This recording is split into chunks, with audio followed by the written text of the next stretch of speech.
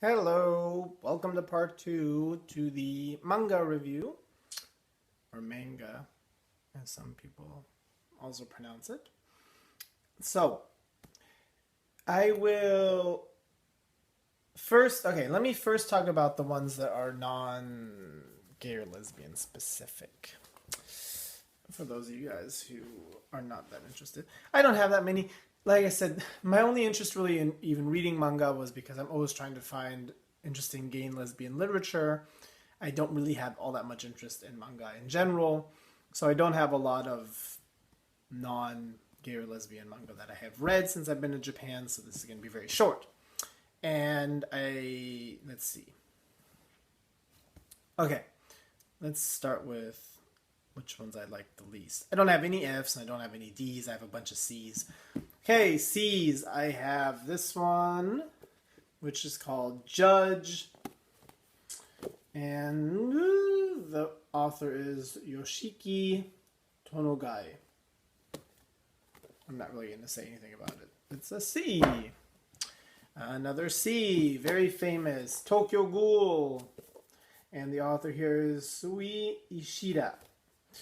This is really famous. The art, I think, is amazing. If I was I think if I was into manga, I could see where other people would enjoy this. But since I'm not independently interested in manga so much, if it's not related to like gay themes, sorry. C, Death Note. I read the first two installments.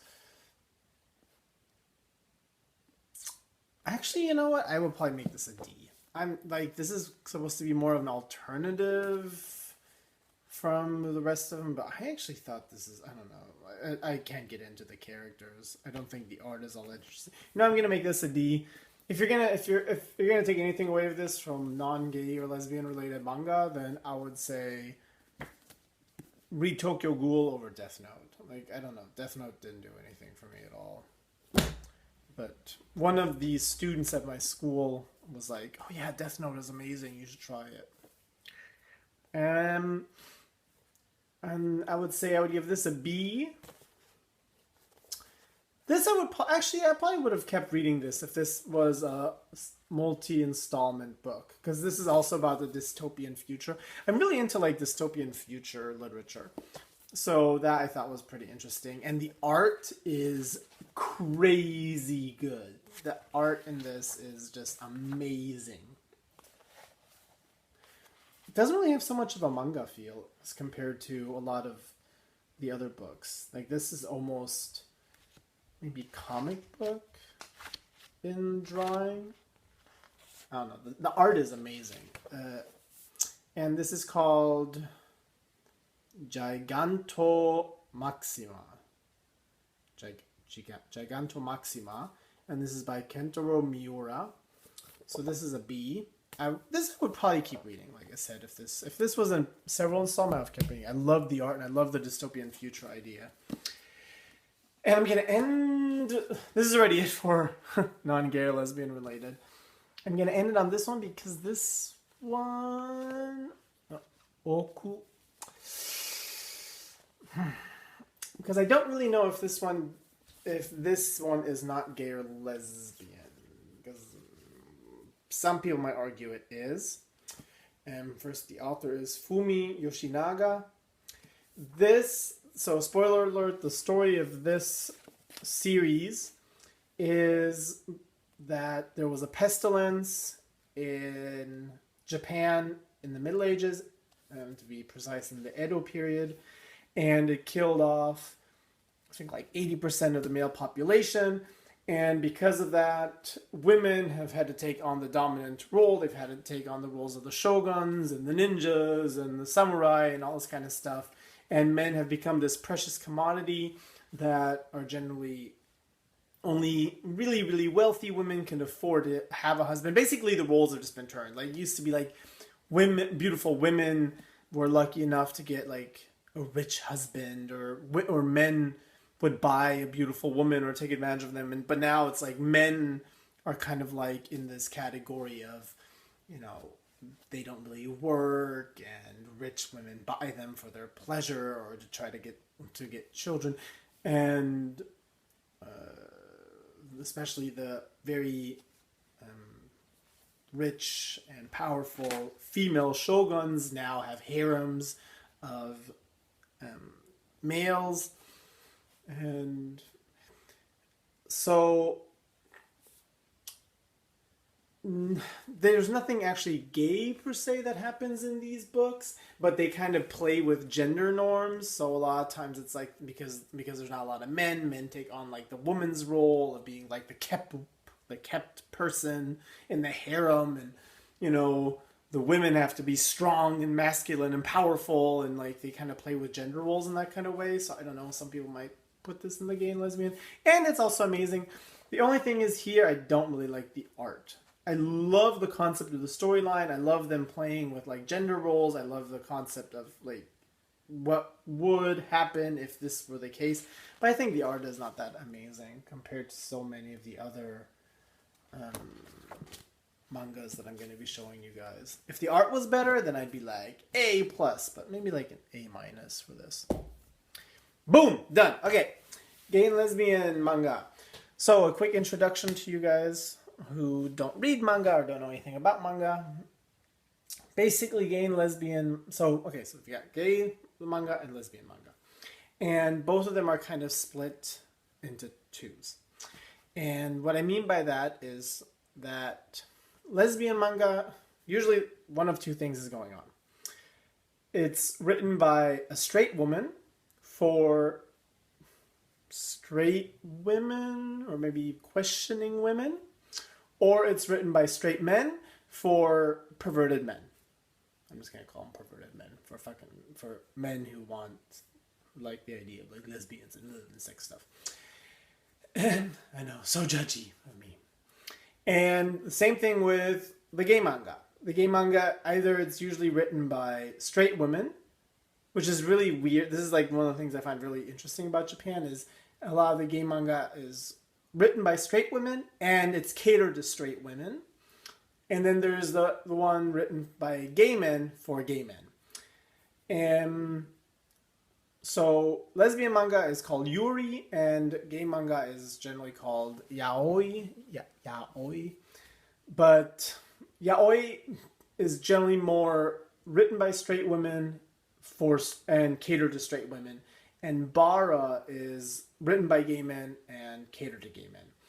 And I don't know if there's a second category for women, if there's like yuri is for straight women by straight women. I guess like the more written by straight men for straight men is more almost like hentai, like that sex kind of stuff. But hentai doesn't have to be lesbian. It can be like straight or gay or whatever. So will not come to a big surprise to all of you guys, but I, of course, prefer the yuri manga that is written by straight women for straight women, and I also prefer the yaoi manga that is written by straight women and caters to straight women, because I generally prefer something that shows a little more intimacy and shows a little more of a storyline, and it's not just like, here I am, I want to have sex, because all of us are just big time sluts and we're just constantly horny and all this kind of stuff. So, yeah. Alright. I will start with the lesbian and then I'll do the gay after. So, D category, I have two. This first one is like a compilation book. There's several storylines in it. I really only cared for one of them. This is definitely one of those that was written by straight men for straight men. It's just all these nymphettes running around that, you know, of course, oh my god, I just happen to be here and I'm not wearing panties, and of course I'm like dripping wet, and oh my god, there's another girl, and let's just finger each other. You know, I don't know, like, didn't care for it. I would love to tell you guys who the author is, but I have no idea. Yeah.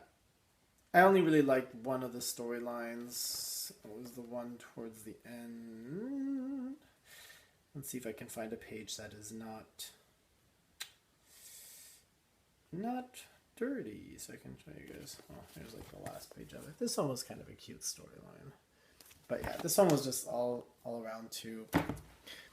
Okay, another D category, and this one is getting really good reviews. And like, if you go on all the websites, everyone's like, "Oh my God, Citrus! It's just so good."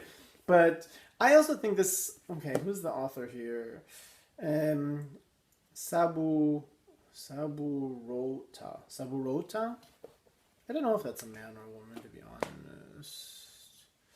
First 7 books.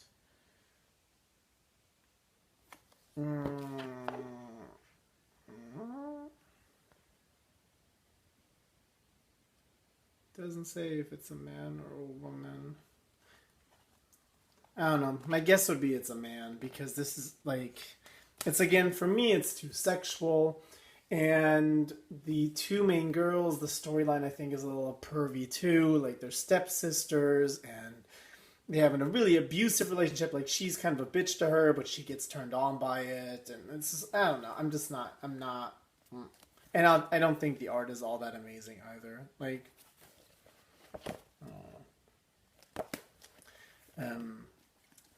yeah, that's a D category for me as well. C category is the last one I actually just found and read, and it's called NTR, and it is by Netsuzu. Oh wait, the Netsuzu Trap. Sorry, that's part of the title. NTR Netsuzu Trap, and the story is by Kodama Naoko. I was actually pretty disappointed in this, because on the back it says, for those of you guys who enjoyed. Oh, okay, never mind. Okay, now it makes sense. Yeah. For fans of the Citrus comics, which I was not. That's the one I just said I didn't care for. Comes this one. The art is a little bit better in this one. But again, it's almost like a little bit abusive again. And I don't like that. I'm just not into the girls that kind of like mean and abusive to each other and playing mind games. I don't know. C category is this one. And this one is really cute. And something that you find a lot in manga is like they really have this weird thing in Japan about half human, half animal, half fox, and all this kind of stuff. And this one is almost, I wish I could tell you guys the title, but I threw away the sleeve where it said the English, and now all I have is the Japanese. Maybe if I bring it really close.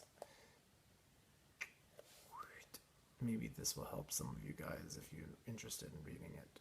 For those of you guys who can read kanji. This one was really cute.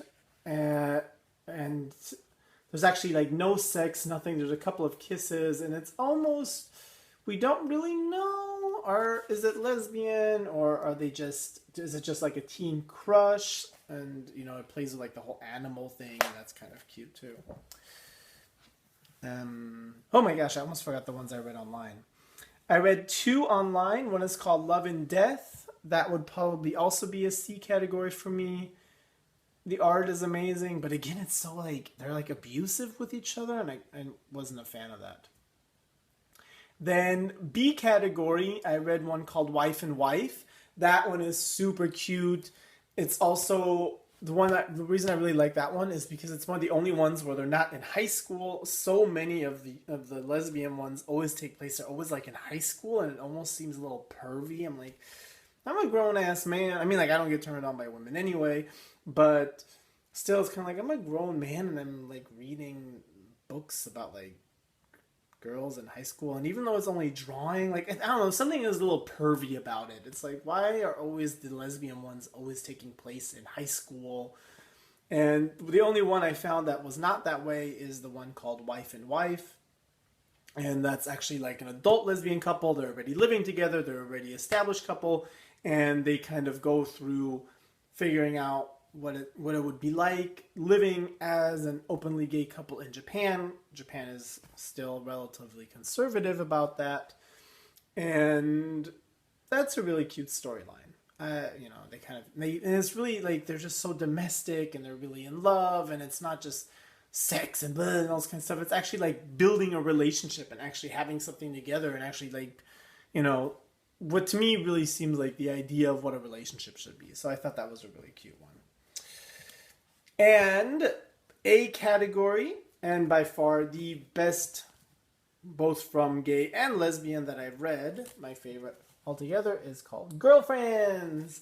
I love the art. I love the storyline. It's such a cute storyline. It's like these two best friends and they're figuring out that they're in love.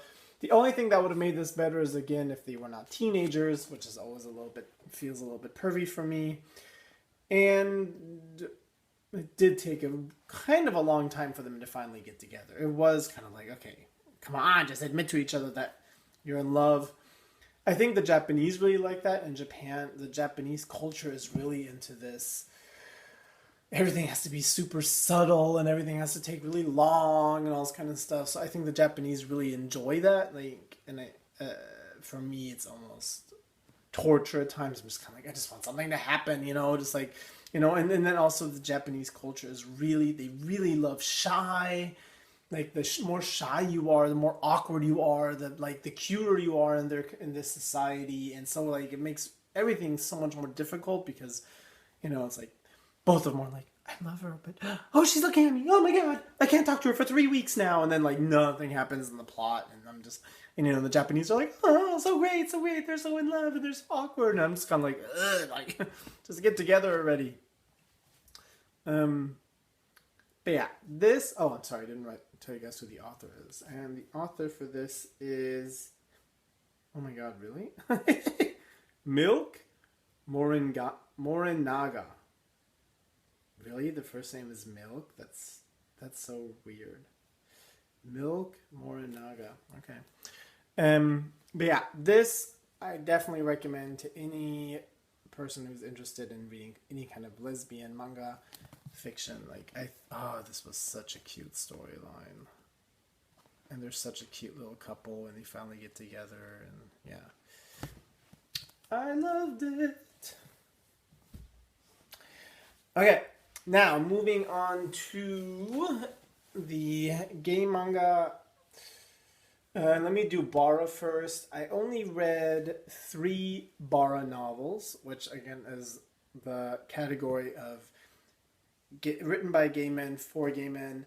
I don't enjoy the Bara genre at all. I'm just going to put that out there. To me, it's just absolutely 100% cliche. I mean, there's generally no storylines. It's just super crazy, insanely buff men, and they just meet and they fuck, and they all, of course, have like dicks that are like this big and that fat around, and like, it's just like endless amounts of cum everywhere and all this kind of stuff. And usually a lot of them are really abusive and leather and beating each other. And of course they love it. And they're like, oh, 3 men are raping me at the same time. It's so great. And I don't know. I'm sorry. I know that people are like, that's so judgmental. I don't care. I think it's sick. I'm not into that. I feel like, I think there's something really wrong in the gay community where we want to perpetuate this idea. I don't think that I have any shame. I don't have to feel shame in being a gay man. And because I don't feel shame in being a gay man, I also don't have to exploit my sexuality as a way to feel okay about my sexuality. Meaning, I think a lot of gay men, they go into these categories and they go into these weird fetishes because they feel like they don't feel love for themselves. That's just my opinion. I think a lot of gay men, they feel ashamed of being gay, and they think they're not worth being loved, and they don't feel like they're worth somebody actually respecting them. And that's where a lot of these like weird BDSM fetishes come from. They're kind of like, ugh, I'm a gay man. I don't deserve anything better than somebody like fucking me and treating me like shit. And that's like exactly what the Bara manga genre is about. Not a fan, sorry. So, from the Bara mangas I read, there was only one that I even remotely liked. I'm going to make it the A in that category because I didn't like any of the other ones. And that one is called Ototo no Oto. And that one is now going to be like the super opposite of everything I said, because it basically is actually just about a man who is raising his so a man, like, it's about a straight couple. They're raising their daughter, and the man's brother was gay and was in a relationship with this other guy, and that guy comes to visit, and then they kind of, like, the straight couple trying to figure out how to incorporate the gay uncle into their family and all this kind of stuff. And even though it's okay. Like, I think it's kind of cute the way they did it. I don't like the fact that they took something that was, and then they kind of were like, okay, we're gonna, I don't know. I don't know. It's by far the best. Then I read Kusomiso Technique, which is supposedly the very, very first bara manga that ever came out. It's disgusting. It's really short. It's basically just two guys who meet in a park, and of course one of them just sees the other one, whips his dick out. The other guy's like, oh my god, it's amazing, it's a dick. I didn't know men have dicks. Let's go to this bathroom. And then they have like shit play and piss play in the bathroom and fuck each other. And oh my god, it's amazing. It's crap. And then the other one that I read is called The Vast Snowfield. And it's two men, and they come and they meet each other, and then they're in the thing, and all of this, of course, within seconds, they pull each other's pants down and start fucking each other, and there's cum everywhere, and there's absolutely no storyline. This, I then kind of try to look up more. So thing is, I couldn't find any English bara mangas in Japan as of yet. I don't think they're popular enough to deem being translated into English in Japan. Probably in other countries, in the US you could probably find them. But in Japan I couldn't. I had to look at things online. I was going through like things online where you could read them for free, and I clicked through a couple of them, but as I said, I was just generally not into it, because everything I clicked on was just, it was really just so over the top sexual, and a lot of, then again, like I said, like the Japanese manga, they really like the animal thing, and it's like all of a sudden like men getting fucked by a wolf and fucking animals and lizard men, and of course the lizard tail is also a penis, and I don't know, like I just think gay men need to work a little bit on their self-love and self-respect, and realize that there's more to us than just a penis, and either I don't know. Yeah, so bara, not a fan, sorry. Okay, yeah, oi. D category, don't have any F categories. D category is this one. It's called Crimson Spell. And that is by Ayano Yamane.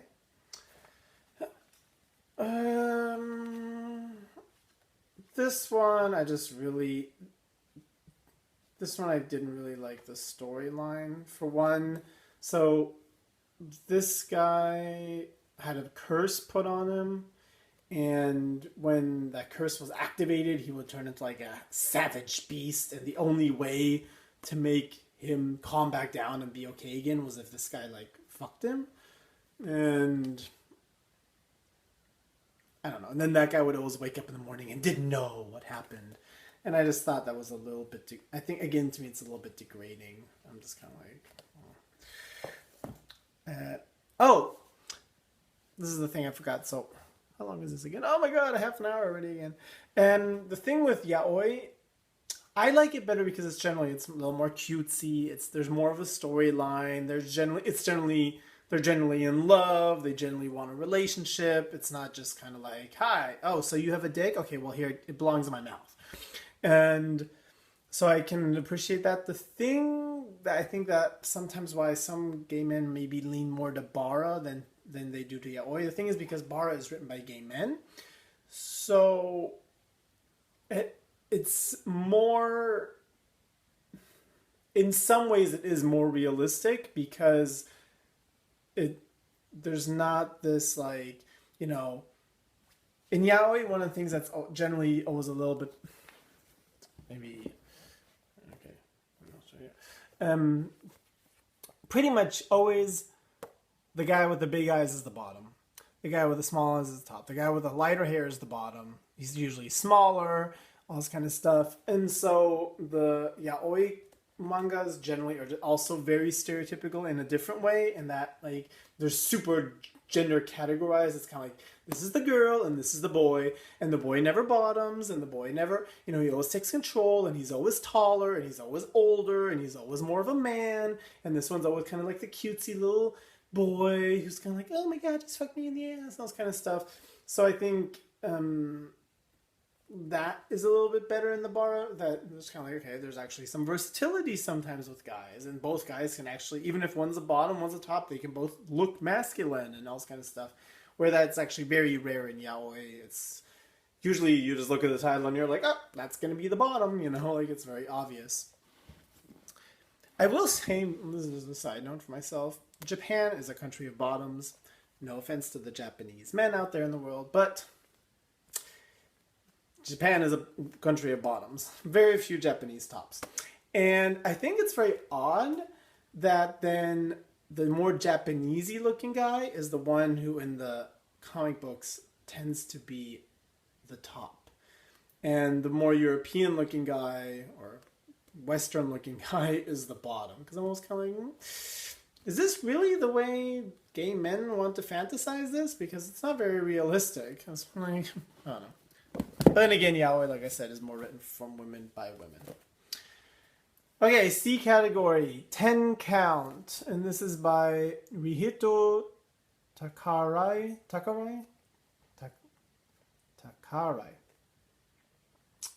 My Japanese is obviously also not good.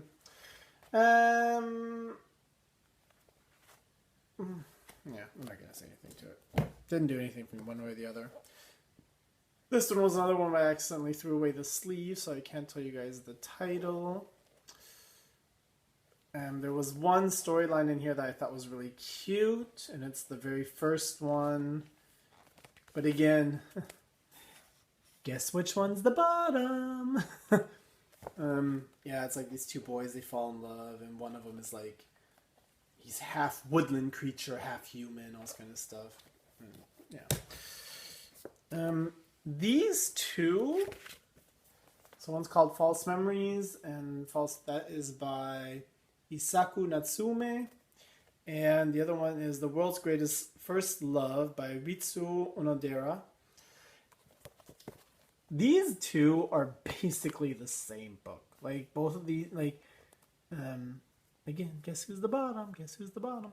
And both of them are like, they met in high school, and they had like a falling out, and then they re-met again in the working world.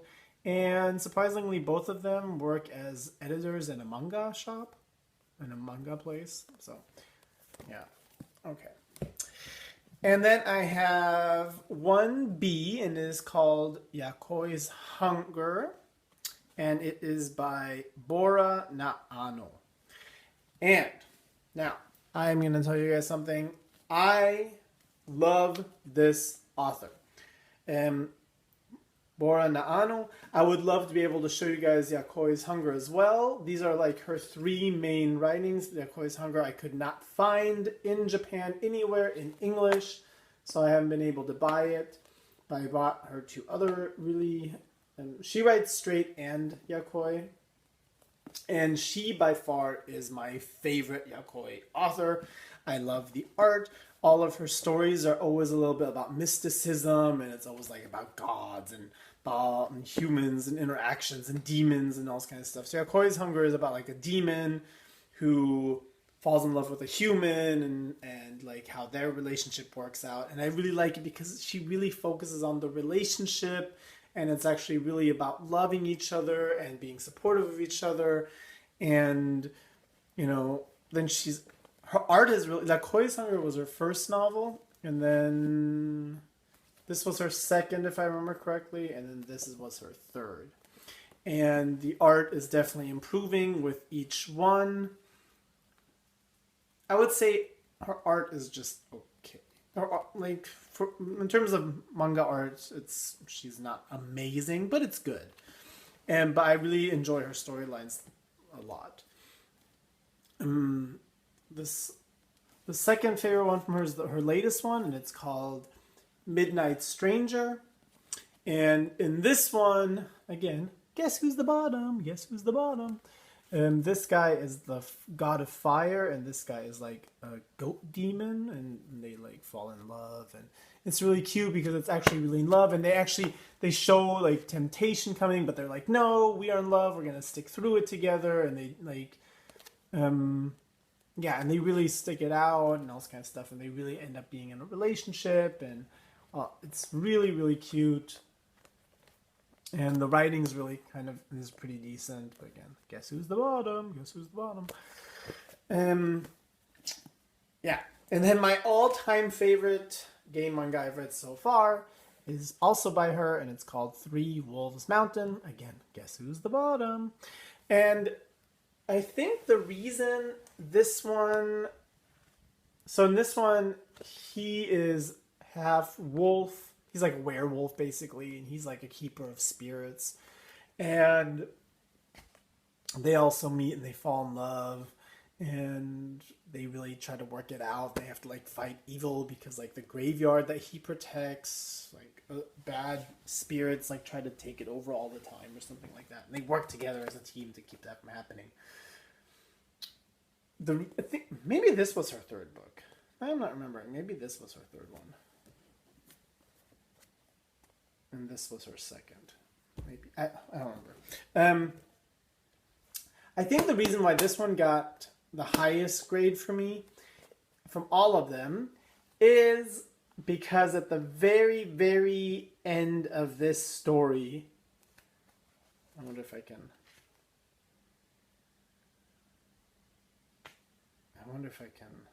No, I can't show you guys. It's too graphic. But at the very, very end of the story, this guy wants the top. And like I just felt like it was such a revelation in these books because, like I said, the one thing I don't like about yaoi manga is that it's really so typecast. This is the bottom. He's going to be the bottom the whole time. This is the top. He's the man. He's the girl. This is the roles that they play. That's just the way it is. And this was the first yaoi manga I read where actually there was some versatility, where this guy actually at some point was like, I want to be the top. I want to be the one. And this guy was like, okay, let's switch it up a little bit. And I just thought that was like so like, oh, finally. It just seemed a little more realistic. I'm not saying, that there aren't relationships in the gay community where one guy is maybe always the bottom, one guy is always the top. But I kind of find that a little bit... I don't think that's very representative. I'm sure it does happen, but I also don't... I find it a little bit... I keep saying degrading. That's not the right word, but I do think it's a little bit not politically correct towards gay people to assign us these gender roles and say, like, if you're bottom, then you're the femme, and you're the shorter, and you're the more petite, and I feel like you can both be men or you can both be feminine, and you can be a feminine top, you can be a masculine bottom. Like, these are things that really do exist, So, and the storyline is really cute, and they're such a cute couple. Oh my gosh, yeah, and her art is really improving. So, yeah, and I personally really like the whole mysticism aspect that she does. So, okay, that was that. That was all the stuff I read this year. Sorry for keeping you guys on for another half an hour. Hopefully you guys are all well, and yeah, see you.